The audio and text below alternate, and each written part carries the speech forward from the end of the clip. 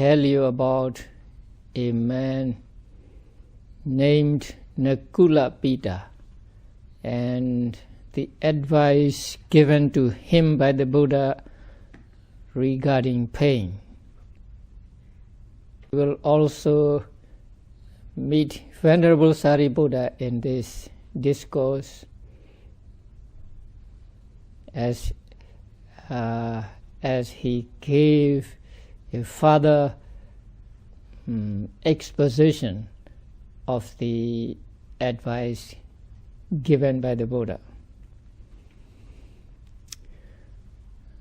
Now, there was a couple in a city called Crocodile's Voice. It is said that when that city was founded, a crocodile made a noise. So that city was called Crocodile Noise. So in that city there was a couple, and their names were Mahāsatipaṭṭhāna and Mahāsatipaṭṭhāna. Now Mahāsatipaṭṭhāna means father of Nakula, and Mahāsatipaṭṭhāna means mother of Nakula. So although the commentary did not say anything about the son, they seemed to have a son called Nakula. Married when they were young, and they were devoted to each other. First visited their city. See, they went to see the Buddha along with the other inhabitants of the city. Now, as soon as they saw the Buddha, they thought that Buddha was their son. So they said, "Oh, my son, where have you been all these years? You did not support us," and so on. So when they were saying all these, Buddha did not say anything to them. Buddha did not tell them to stop. Buddha just let them to talk as they like, because they were so happy when they saw the Buddha, and so when their happiness was great, it was difficult to take the Dharma. So Buddha just let them talk as they liked, and when they calmed down, the Buddha taught them a discourse, and at the end of the discourse, both of them became Sotapannas. The commentary explained why they got the notion that Buddha was their son. They had been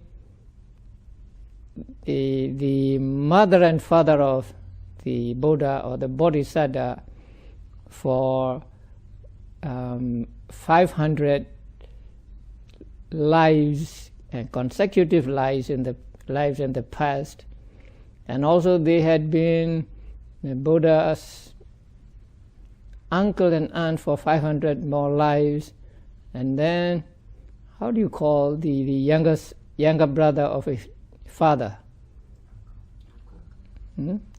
Same uncle. Then elder brother of a father. So they had been the elder brother and elder sister of Buddha's father and mother, and also again for 500 consecutive lives they had been Buddha's, the younger brother and younger sister of the Buddha's father and mother. So for 150 lives, so they had been Buddha's very close relatives. So that attachment was carried over, say, to the present life, and so when they saw the Buddha, they just thought that Buddha was their son, or they have found their long lost son. Sometimes you meet a person whom you have not met before, but as soon as you see that person, you think that you have seen that person or very familiar with him or with her, or you like him or you like her. So that happens to many people.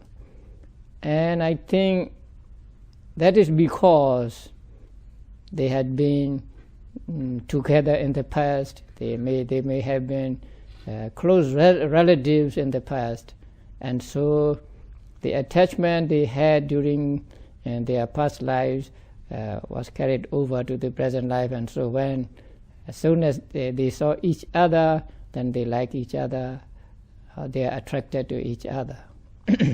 Became Sotapannas.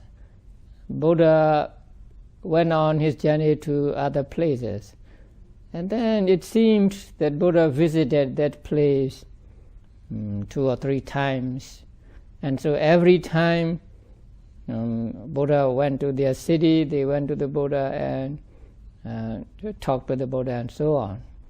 So once Buddha visited that city, maybe years later, because at that time Nakulapita was an old man.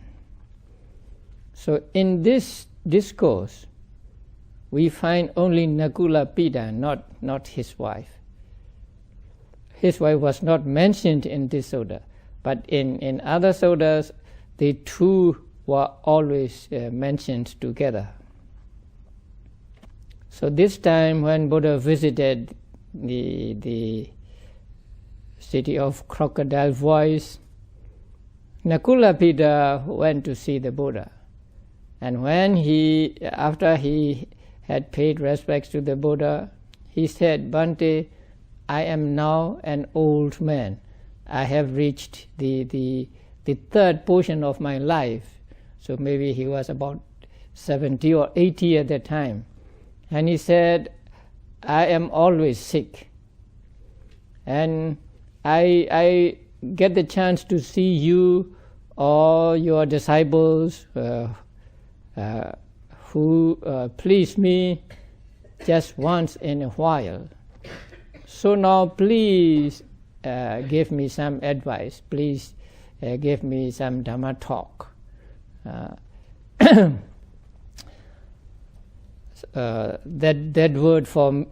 would be good for me for a long time. Then the Buddha said, "It is true that this body is, that means your body is sick. Your body is like an egg, fragile, and your body is just covered with thin skin. So that means you are vulnerable."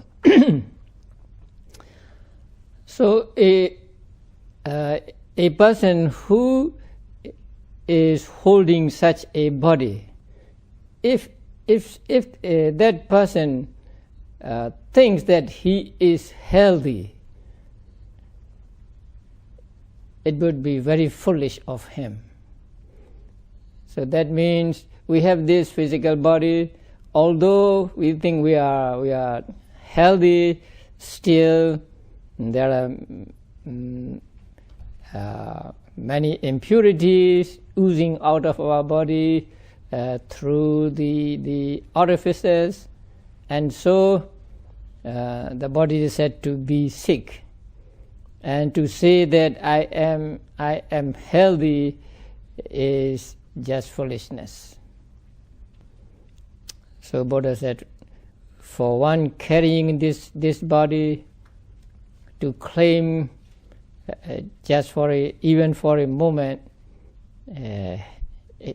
moment's health would be sheer foolishness. And then Buddha said, you should train yourself thus.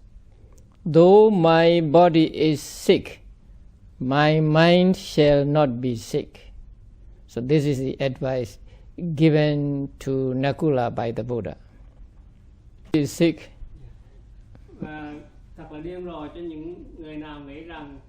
Good piece of advice, and I think we should all memorize this and say it every day. Though my body is sick, my mind shall not be sick. Kulabhita heard this advice. He was very glad. So, after hearing this, he paid respects to the Buddha and left him. And he went to the Venerable Sariputta. So when the Venerable Sariputta saw him, then Sariputta said, you look calm, and your complexion is clear and pure. Surely you must have some Dhamma talk from the Buddha. Then Kulabhita said, how could be otherwise, Venerable Sir? I have just been sprinkled by the ambrosia. I have just been sprinkled by the nectar of the Dhamma talk by the Exalted One. So he was very happy, and he reported this to the Venerable Sariputta. Then the Venerable Sariputta asked, how was it? What was the talk that you had from the Buddha? And so Kulabhita reported the conversation that occurred between him and the Buddha. So what he said to the Buddha and what the Buddha said to him. When Kulabhita reported his conversation with the Buddha, the Venerable Sariputta said, did not it occur to you to question further the Buddha?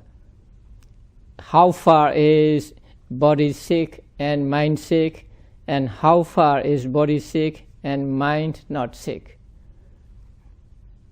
Now Kulabhita did not ask about this because he was so pleased with the advice that maybe he forgot to ask the Buddha to explain any further.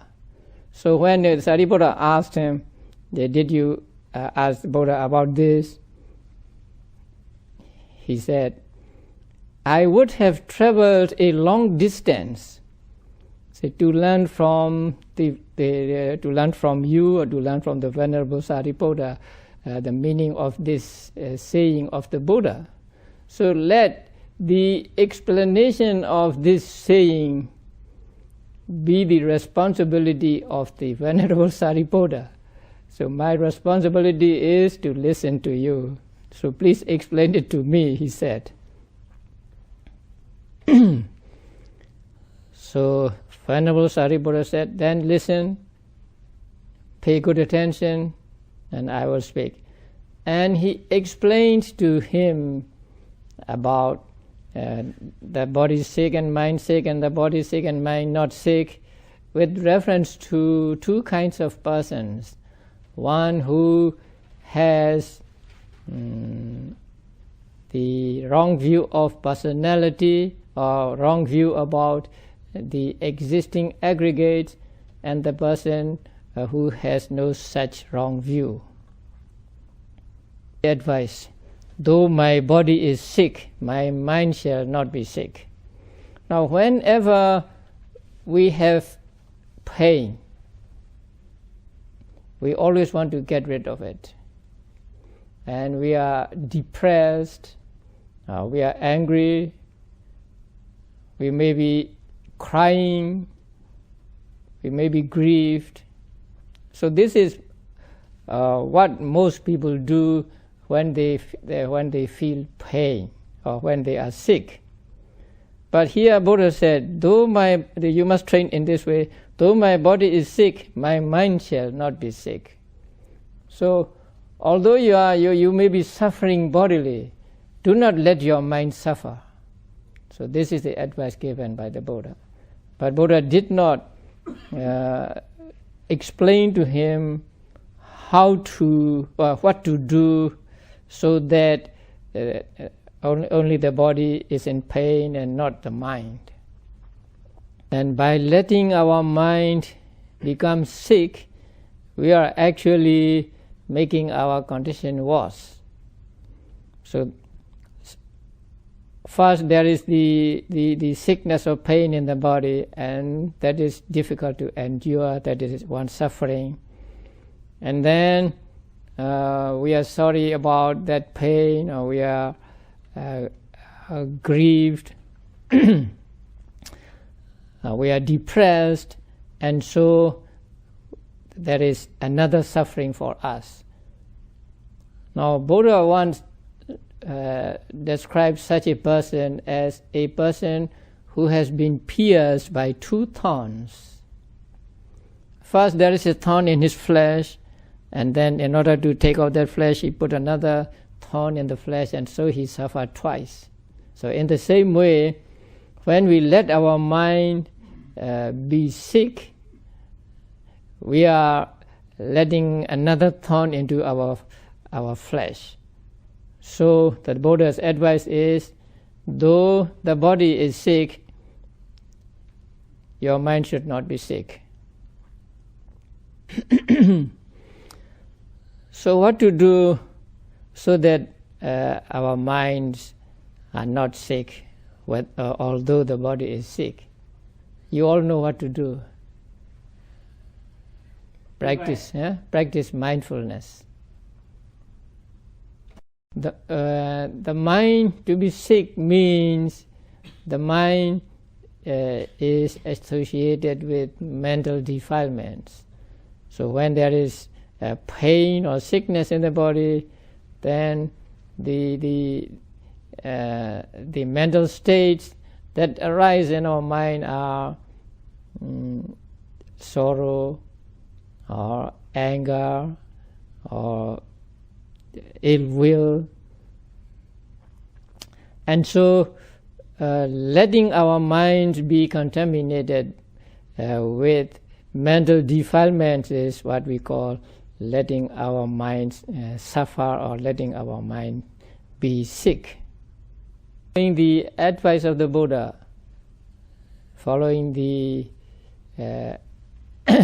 practice of foundations of mindfulness, we can keep our mind from being invaded by these mental defilements.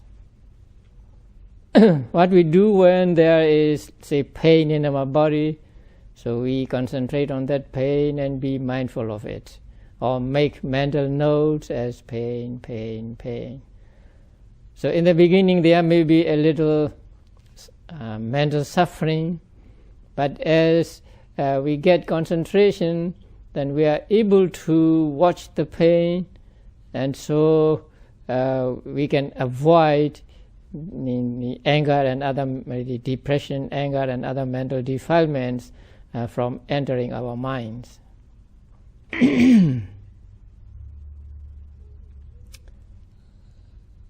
So when there is pain, we try to watch it, we try to be mindful of it, so that we are able to avoid mental defilements from arising in our minds. And when mental defilements do not arise in our minds become calm and concentrated. So when mind is concentrated and calm, then we are able to live with that pain. So that pain may not disappear, but we are able to live with it, or to accept it, to make notes of it, not let it not let it torment our minds.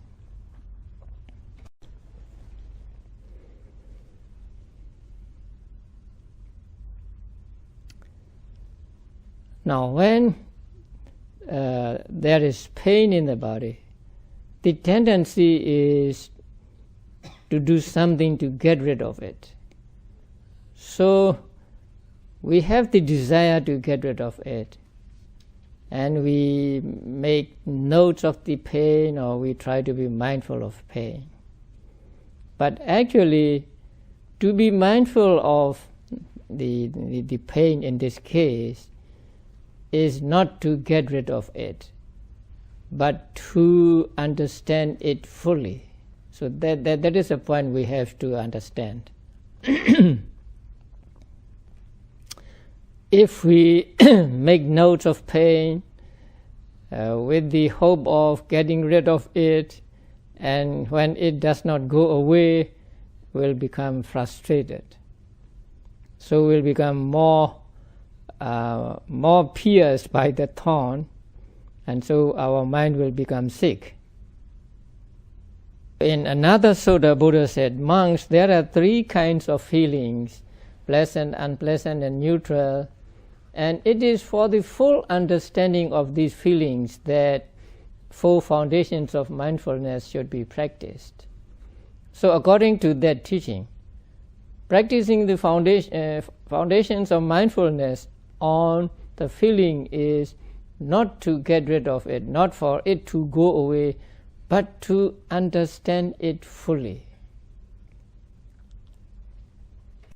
Understanding involves 3 things. Understanding the individual characteristic of feeling, understanding the general characteristic of feeling, and abandoning some wrong perceptions or some wrong notions regarding the feelings.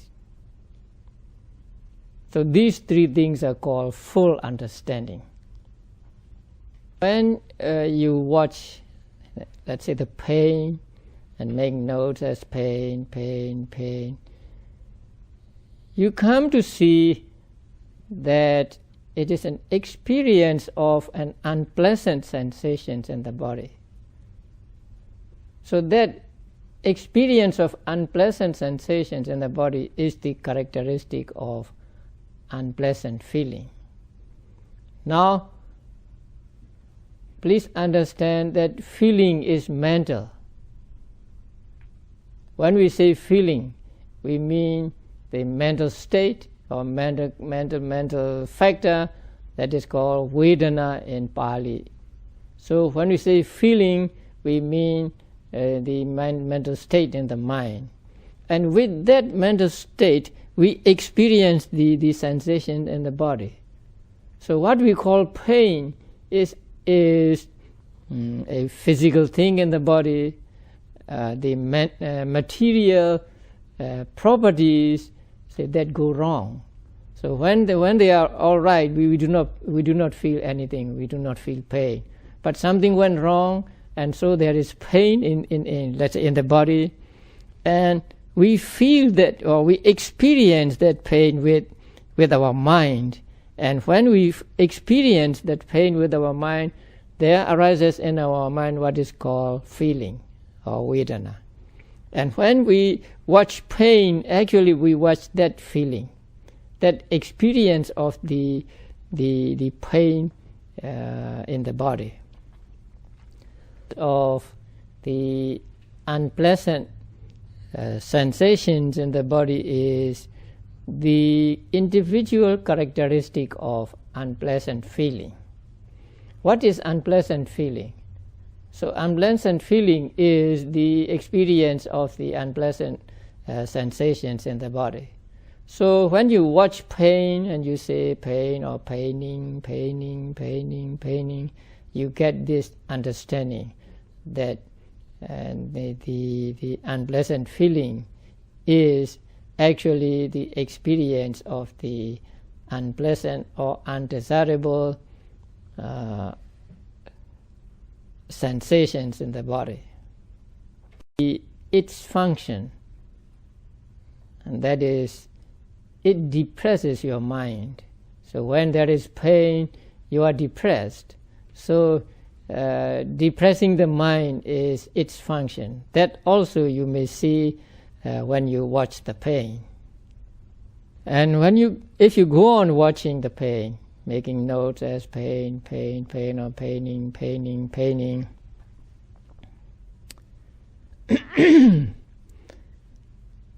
you will come to see that what you thought to be one solid continuous pain is not really not solid and not continuous.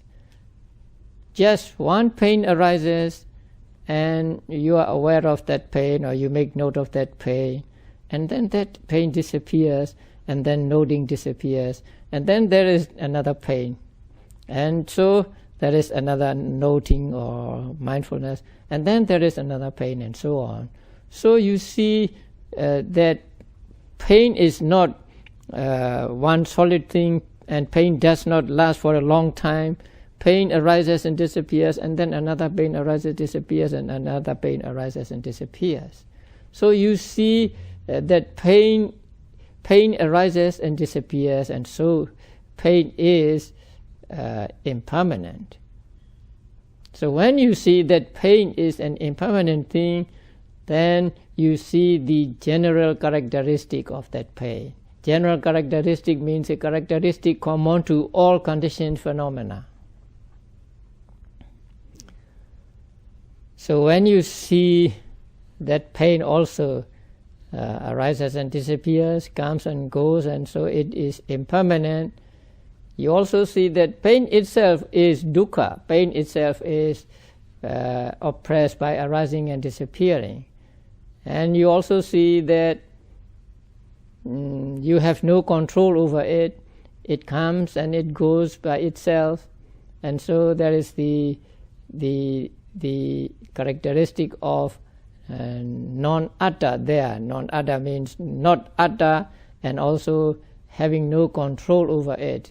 So you see the three characteristics: the impermanence, suffering or unsatisfactoriness, and non-soul nature of things when you pay close attention to pain in this case.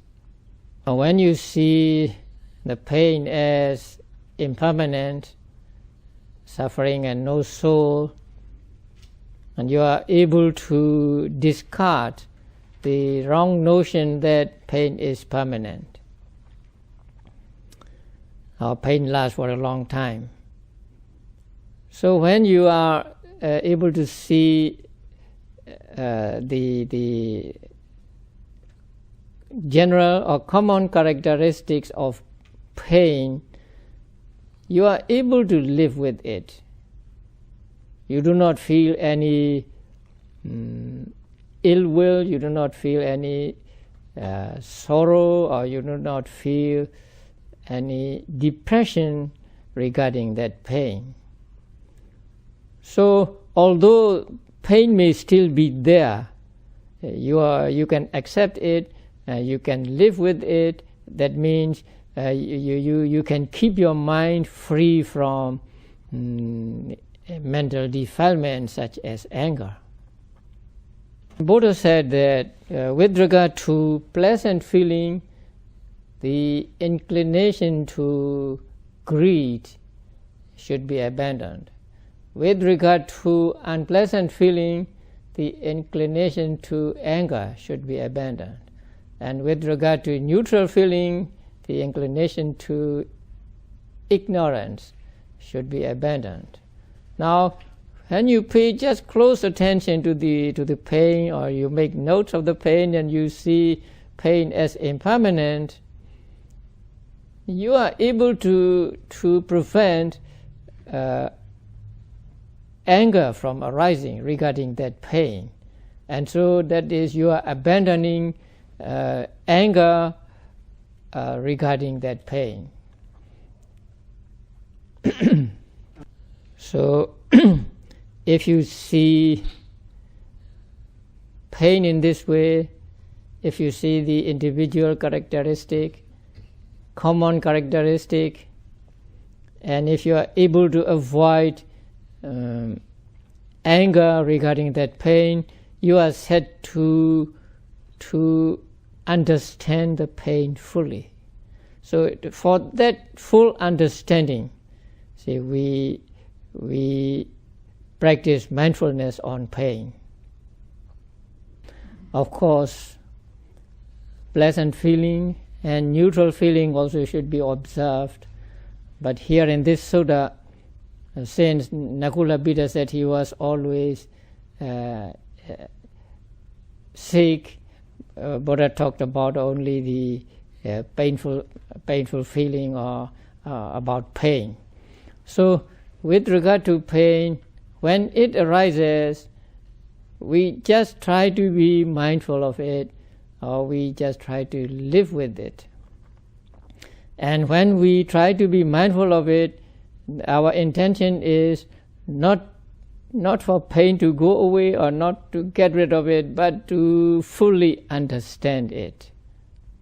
Able to watch it and see the characteristics, then you will no longer be bothered by that painful feeling. Although the pain does not disappear, you find that you can live with it. You can stay with it. And you will find that actually pain is a good object of meditation. When you have pain, your mind is pulled towards pain, and so there is very little opportunity for distractions. Be patient with it. Do not move, but just try to be mindful of it as long as you can. Only when it becomes really too much for you, only when you honestly think that you cannot bear it any longer, can you make movements to ease pain. But until then, please be patient and try to be mindful of it or make mental notes of it. Only when you patiently make notes of pain can you get concentration. So once you get concentration, then you will find that pain doesn't bother you as it did before. So next time we have pain, we will remember this advice of the Buddha: though my body is sick, my mind shall not be sick, and then apply mindfulness to pain. Go to the explanation given by the Venerable Sariputta. Now the Venerable Sariputta said, an untaught person who has not heard much about the teachings, who has not read much about the teachings, and who does not associate with good friends. So such a person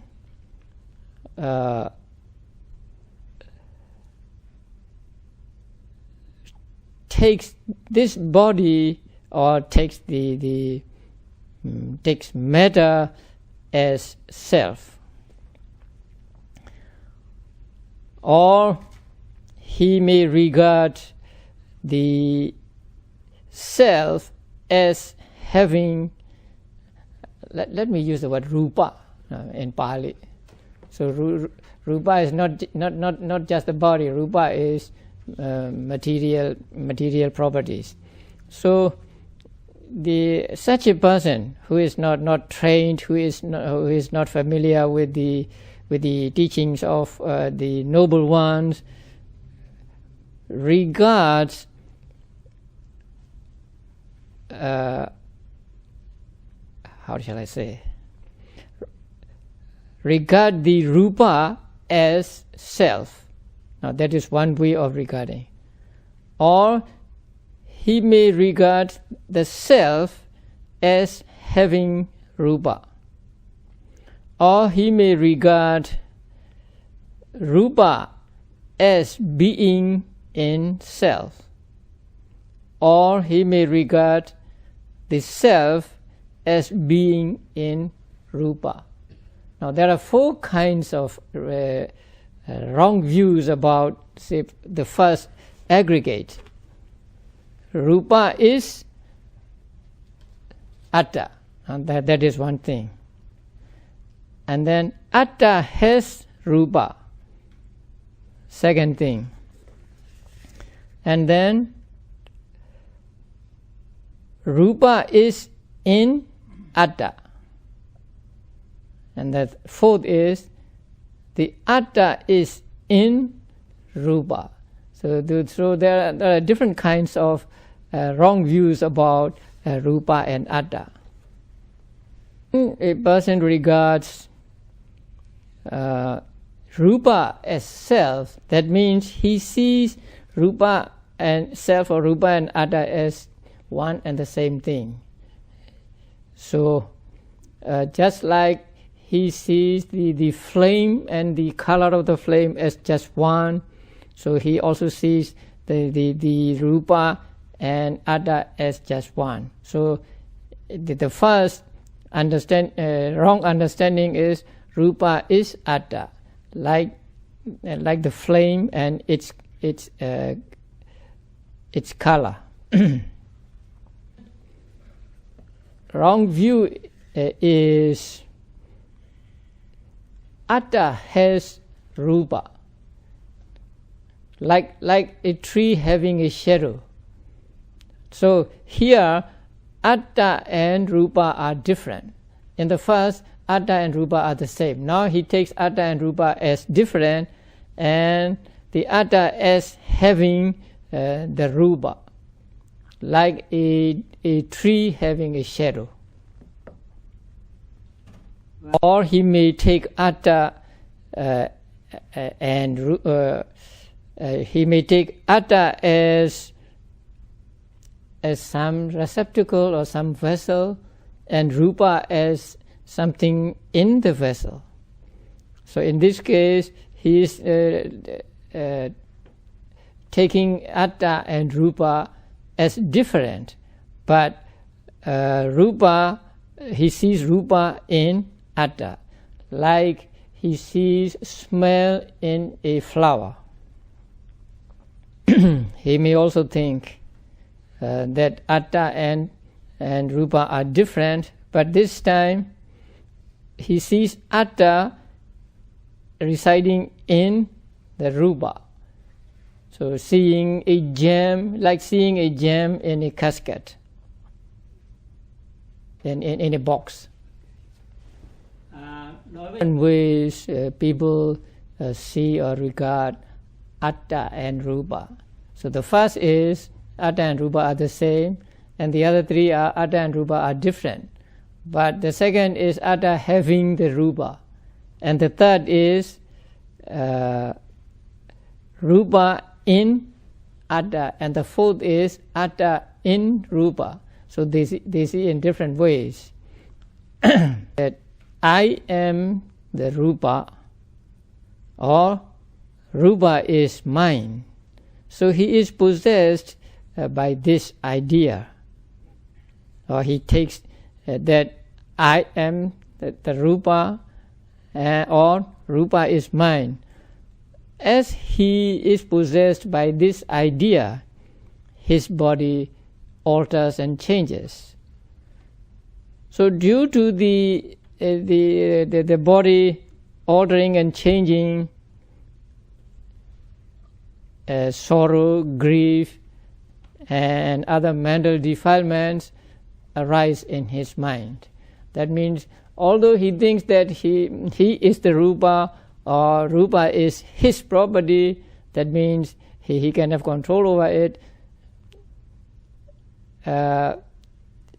possessed by such thought, his body may change, and change means change for the worse. So when his body changes, he is sorrowful, because formerly he thought that the body would not change, it would last forever, and now, in spite of his wish, in spite of his idea that I am Rupa, or Rupa is mine, the body is changing, and so he comes to grief. He may have the same views about the other aggregates also: feeling, perception, mental formations, and consciousness. Why I am, the feeling, I am, the perception, I am, the mental formation, I am the consciousness, or the consciousness is mine, his consciousness may change. And when the consciousness changes, he comes to grief. So this way, a person who is not well informed and who does not associate with knowledgeable persons or noble ones, let his mind be sick when his body becomes sick. So that means a person who has not got rid of what is called the Sakkaya Ditthi, wrong view regarding the existing aggregates. So a person who has not got rid of the Sakkaya Ditthi comes to grief, say, when his body, his feeling and so on changes. So it is how the body is sick and also the mind is sick. Now, for the person who lets his body only sick and not his mind, is a person who is well informed, who associates with noble persons and who understand the teachings of the noble ones, and who does not have the same opinions about the five aggregates. So he does not think that rupa and atta are the same, or atta has rupa, or rupa is in atta, or atta is in rupa. So he has no such wrong views, and so he does not take that I am the rupa or rupa is mine. While he has no such opinions, his body may change, his feelings and others may change, but although they change, he does not experience any grief, any sorrow, or any despair, because he has no wrong view regarding the five aggregates, or he has no Sakkaya Ditthi regarding the five aggregates. So such a person is a one whose body only is sick and who does not let his mind be sick. Now the wrong opinions taken by the first person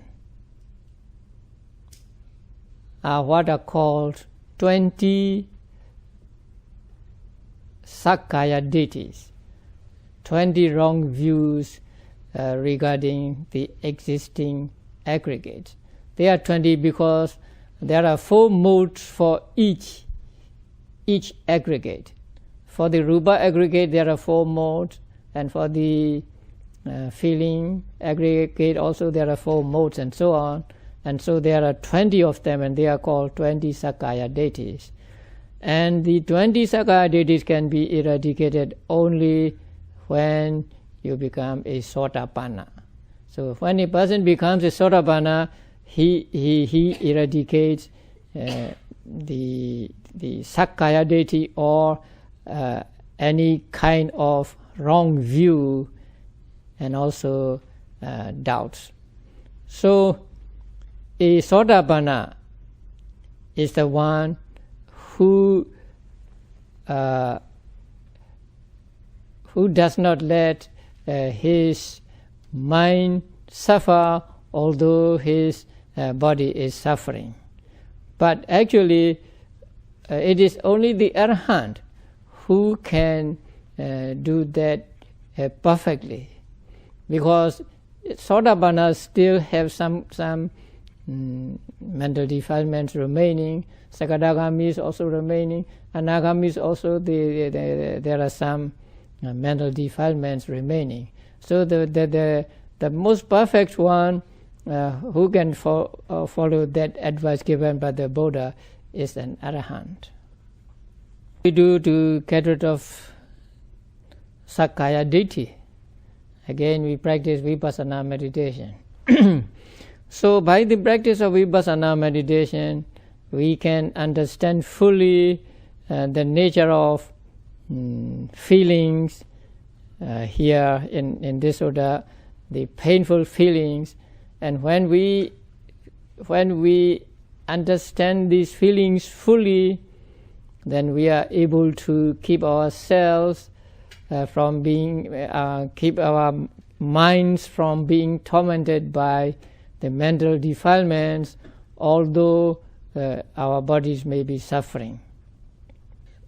So when we have pain or when we are sick, we will try to follow the advice given by the Buddha and not add an extra suffering onto the one that we have been suffering through the body.